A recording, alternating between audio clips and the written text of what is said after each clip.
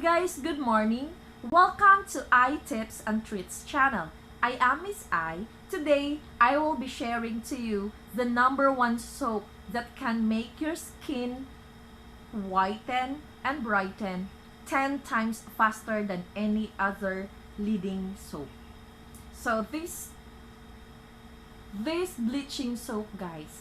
So kasi yung iba gusto talagang pumuti, pero ayaw naman nila ng IV drips at saka yung mga iniinom na oral pills.